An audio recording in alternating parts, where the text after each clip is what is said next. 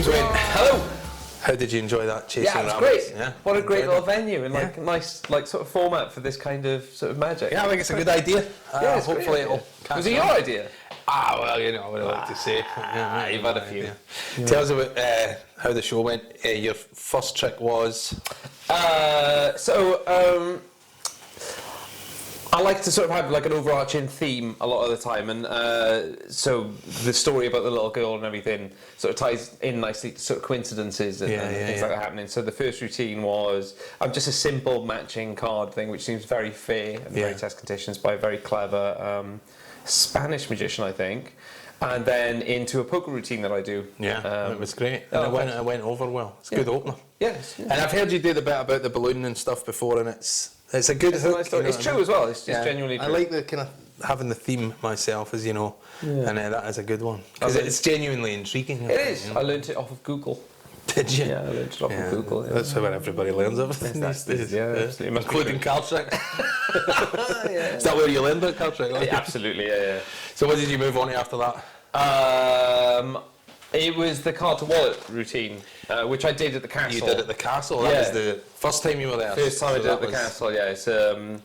It's killer with a card on the head. Yeah. It's the idea of using something that is well known within magic and putting a little twist on it. Sure. So it's a prediction inside the wallet. Yeah, kind of and that's a named card, of course. It's a freely named card. Yeah, this happens inside the wallet in an envelope, no doubt. Yeah, it was great. And again, went over really well. I felt. I hope so. What did you do after that? Can you remember? Because I don't know. I think I did the coins then. The coins across was superb. I'm guessing you did that a lot. It's one of my go-tos. Yeah. So every gig I do is like. There's 3 or 4 tricks that I've done thousands of times. The coins across is one of them. And you can tell.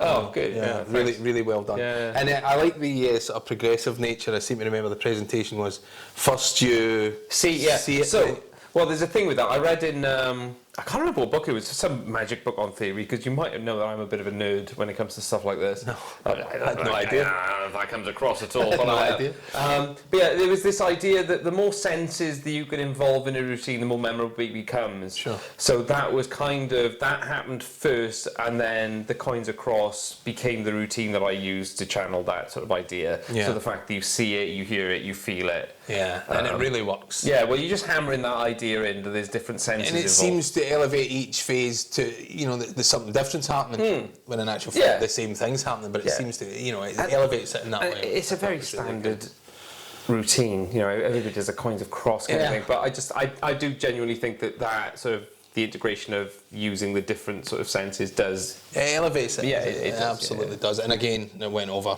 really, really well. Yeah, and that's the thing for like a repetitive routine, because it's the same thing happens 4 times. Yeah. It's trying to make each one slightly more unique. Absolutely. And sort of there's an arc as well. So sure, and you succeeded in that regard. Absolutely. Thank you very much. And then, what did you do next? I don't know. Neither do I. We've only just... Oh, was it? It was the Bernie card thing. Ah, right, that's great. I hadn't seen it before, the little... How is that? What's the deal with that? So that is my take on a very well... Chicago opener? Yeah, we like to talk about sort of... Yeah, you can talk about it. I'm sure only magicians are interested in this. So it's my take on Chicago opener. The reason for it existing, and this is no slant on sort of Chicago opener, because I still do Chicago opener all the time. It's such a great trick. Yeah, it's just the standard as it comes out the box. Yeah, 100%. It's wonderful. My thing with it was that I wanted to leave somebody with an impossible object. So we've all had it when you've done a gig and they go, "Oh my God, I saw you 2 years ago. I've still got the card that I signed in my wallet." Yeah. I wanted that, but I wanted the thing to be unique. Yeah, unique. Yeah. And the thing is with the Chicago opener is at the end of it, if you do the standard version, you're just left with a playing card. So it's difficult to tell that story. It doesn't tell any story of the trick from whence it came. Of course.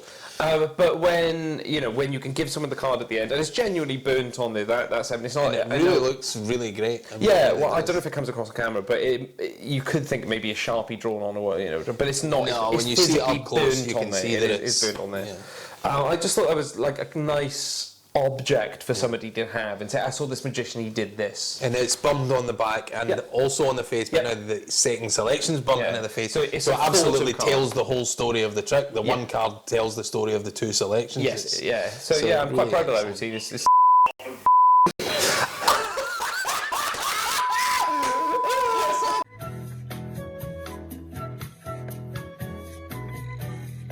Let's pick it up. So the nice thing being that it's bumped on both the back and on the face, and the second selection's there. So the card tells the whole story of the whole trick. And I wanted something that was sort of mine in a way that I knew nobody else would be doing. Sure. And Mark Elsdon put it in one of his hidden gems, which I was really flattered. At, because I love Mark and those books are great. So I haven't seen him for years. I hope I hope to remedy that soon. What a clever man he is. He is. He's a charming fella. So it's cool. I love that routine. I'm a big fan of it. I really liked it. Thank you. I mean, you had showed me sort of the card earlier, but I hadn't seen the routine. No. I get it now. Absolutely was. Yeah, it's cool. And then you closed with... was there anything else I did in the meantime? I did. Or did you do something else in between? I forgot a routine. Oh, well, I forgot. Should we talk about that one? Yeah, you can talk about that one if you want. What did you forget? What might they have saw? As you know, I've forgotten. How did I not forgot? But this is the thing, it's actually written down on a piece of paper as well, so I managed to not only just forget it, but completely not read, completely bypass it. The same kind of brain as mine. Even writing it down doesn't help. No, I was too far gone by that point. It was the matching routine that I did at the castle, so obviously we just as we're filming this, we just got back from LA last month. Yeah, last month. And there was a routine that I did as part of the show there. And that was the celebrity matchup routine. Yeah, so they can see it if they go to your, because it's on YouTube. Yeah, it's on YouTube. And we'll put the link up. Yeah, if you search James Webb Magic Castle, I think both the performances are on there. The one from 2008 that we went out together. Was it 2018? No, 2018. Yeah, 2018 and then this year. Or was it 17? Yeah, I don't know. But anyway, so that one was there. I don't know, I'm just nodding along so, here. So the card to wallet thing is on the first one, and then... So it is, yeah. And that's the card on the forehead. That's all on the first one. And then the Tom Hanks thing is on the second one. But I had that routine is based on... it's something I saw Liam Montier do, and it's a Bob King routine called... Will the cards match? No, that's the original version. This one's called Rematch, I think. Ah, right, okay, Rematch, yeah. So in the original version, all the cards match. In Rematch, they don't match apart from one set. And then they match. Yeah, and then so you got that double kicker thing. So and you just made it into... I just kind of thought, well... And it's a fun thing, you've got a buzzer, it's like a game show type scenario. Yeah, I mean, it would have been great if I remembered to do it. The buzzer's literally right there. I bought the present and everything, but there's the buzzer right there. But I just forgot to do it. That's what you could have won.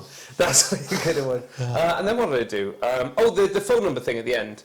Which is great. And, thank you. And you did something similar at the...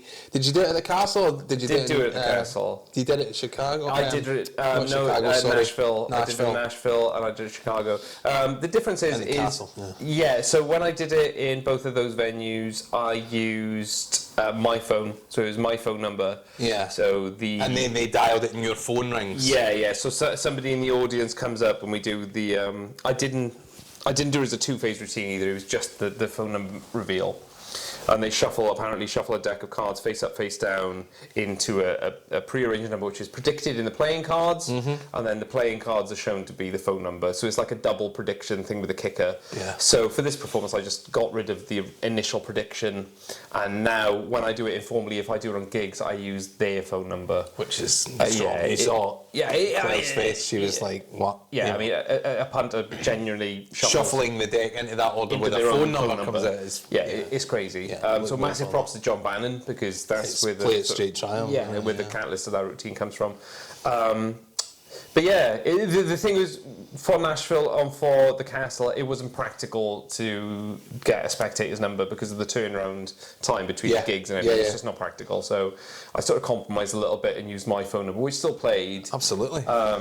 Especially as I think when I did it in the castle, there's a moment where my phone goes off mid-set and I play it as if it's an accident. So sorry, I put my phone away, and then at the end there's a callback, and obviously the phone number is. But it's much stronger when I do it now. I use their phone number. Yeah, I use their phone number. No, it was great. I think it was a great set, and on a personal level, I enjoyed seeing you sat behind the table. Because you don't often I do don't it. You're know. always up roaming around. Even when you did the close-up room at the castle, Yeah, I got rid of you the were on your table. feet, you got rid of the table. So I enjoyed seeing you sat there in a more traditional Might sort I of say, the table workmanship on this Do you like table this? Do is you like this? absolutely wonderful. Look at the dash on that, bro. Yes, Look at that. Look at these yeah, tassels. It's a beauty. A bit of gold tassel, Yeah, you it can't looks like Tommy Lee's pants. can't It's do great. without it. But yeah, thanks for having me. Hey man, thanks for coming and doing it, because I'm eternally grateful to you. I really enjoyed the set, and thanks again, James Wen. Right, let's have a beer. Sure. Cheers. Chin.